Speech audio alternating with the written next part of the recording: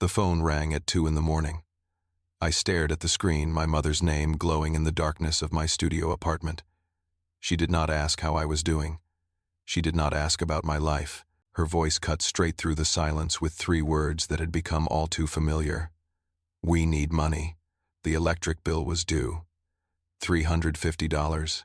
I sat there in my boxers and old college shirt, looking out at the city lights of Portland, and something inside me finally cracked. It had been 15 years since my brother Dylan was born, 15 years since I stopped being their son and became their ATM machine. And that night I decided to do what I should have done a long time ago. Before I tell you what happened next, let me know where you are watching from in the comments below. If you have ever felt used by your own family, go ahead and hit that like button. Do not forget to subscribe because you are going to want to hear how this story ends. Trust me, it is about learning the real price of self-respect and what happens when you finally say, enough is enough. Now let me take you back to where it all started. I was born in 1993 in Portland, Oregon. My father, Richard, worked as a mechanic at a local shop downtown. He had rough hands and a stern face, but when he smiled at me, I felt like the most important person in the world. My mother, Linda, taught kindergarten at the elementary school 3 blocks from our house. She had this way of making pancakes on Sunday mornings, the kitchen filled with the smell of vanilla and butter, and I would sit at the table doing my homework while she hummed old songs from the radio. We were not rich. We lived in a small 2-bedroom house with a garage that always smelled like motor oil and old newspapers. But we were happy. I was their only child, and I felt their love in everything they did. Every Saturday night, my father would take me out to the garage and teach me how to fix things. He showed me how to change oil, how to replace brake pads, how to listen to an engine and know what it needed. Those were the best nights of my childhood, just me and him under the dim light of the garage, our hands dirty with grease, talking about everything and nothing. My mother would bring us sandwiches and lemonade, standing in the doorway with this soft smile on her face. She would say, "My 2 favorite men always building something." I excelled in school, especially in math. Numbers made sense to me in a way words sometimes did not. My teachers told my parents I had a gift, that I could go to a great college, maybe even MIT. My parents would beam with pride, telling the neighbors, "Our son is going to MIT. He is going to be somebody." I believed them.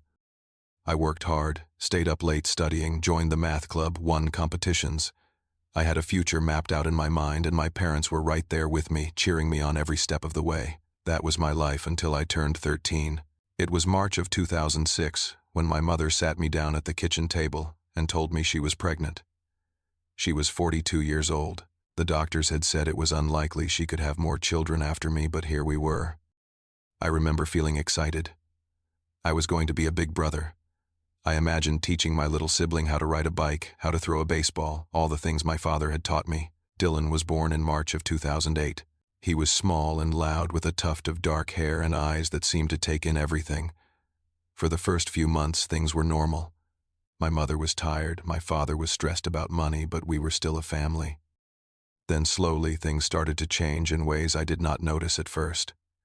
My father stopped having time for our Saturday nights in the garage.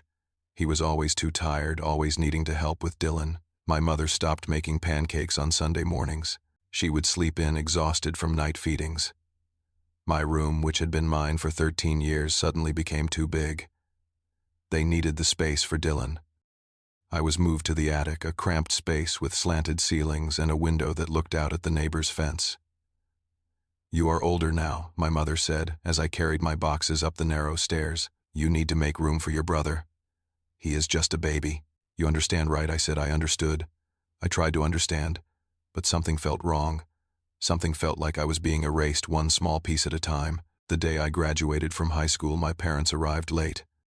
Dylan had been sick that morning, a slight fever, and they could not find a babysitter. They missed my name being called.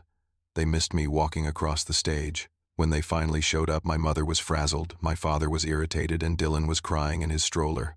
They stayed for 10 minutes, took one photo, and then rushed home because Dylan needed his nap. I stood there in my cap and gown, watching other families laugh and hug and celebrate, and for the first time in my life, I felt completely alone in a crowded room.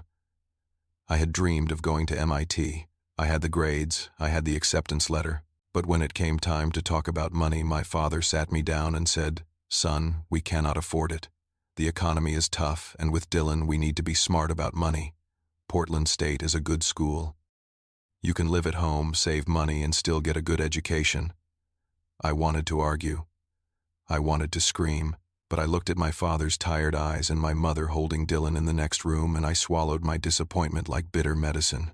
The money that had been saved for my college, the fund my parents had started when I was born, had been used to renovate the house.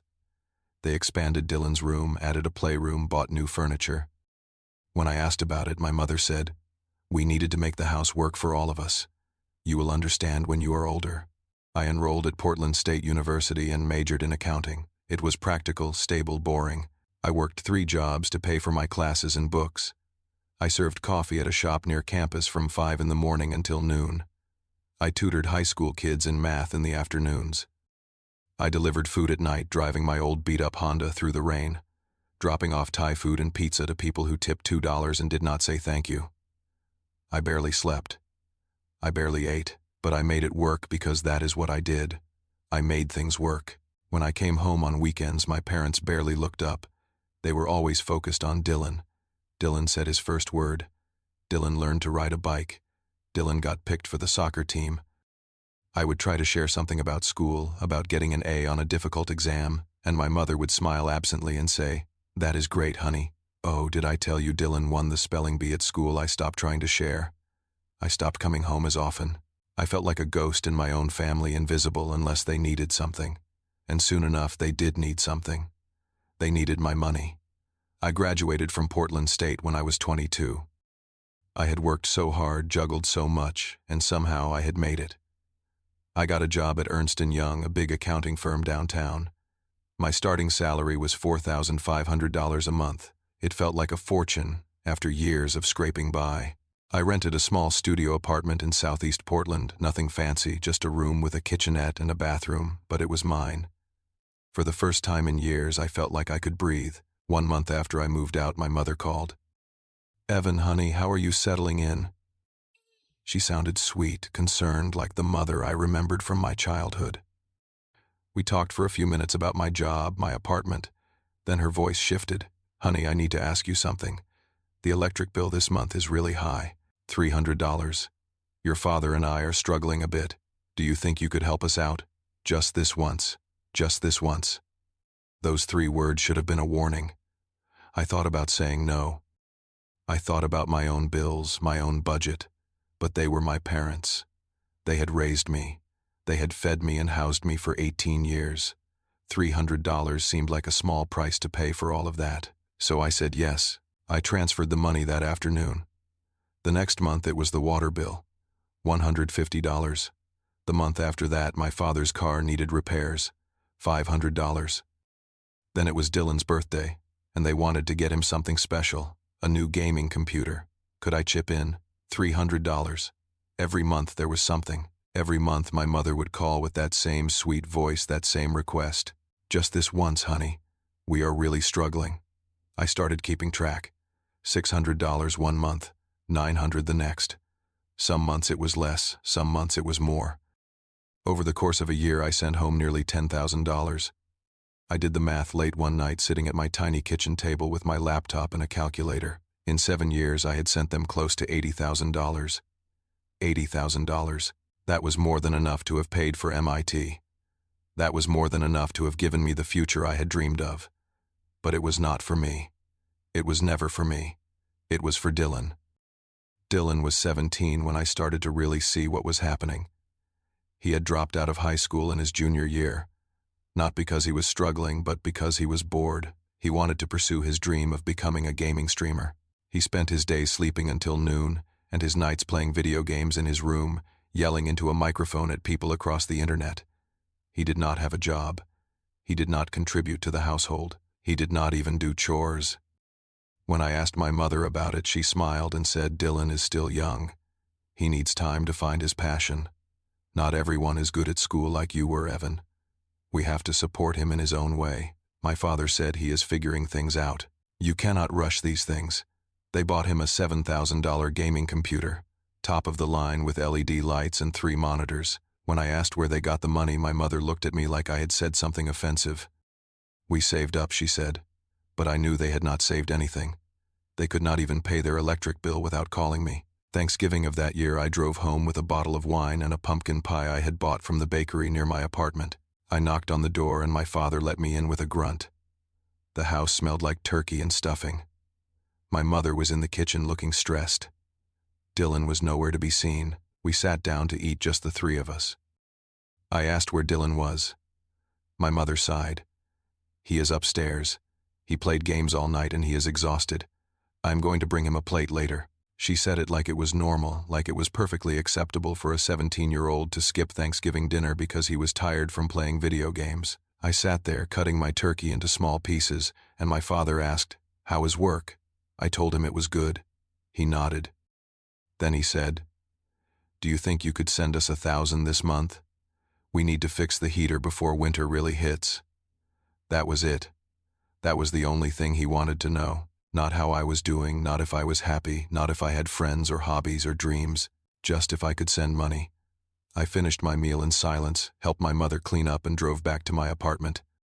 I sat in my car in the parking lot for an hour, staring at nothing, feeling something hard and cold settle in my chest.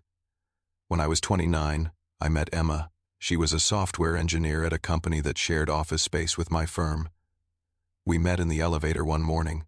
She had bright eyes and a quick smile, and when she talked about her work, she lit up in a way that made me want to listen. We started having coffee together, then lunch, then dinner. She was kind and funny and smart, and she did not need anything from me except my time and my honesty. 6 months later, I asked her to marry me. She said yes. I had never been happier in my entire life. I called my parents to tell them the news. I was nervous, excited, hoping that maybe this would be a moment where they would remember I was their son, not just their bank account. My mother answered the phone. I told her I was engaged. There was a pause. Then she said, "Oh, that is nice, honey. Congratulations." Her voice was flat, distracted. Then, without missing a beat, she said, "Actually, I am glad you called. Dylan wants to start an online gaming store. He needs about $20,000 to get it off the ground. Do you think you could lend him the money? You are his big brother, and family has to help family."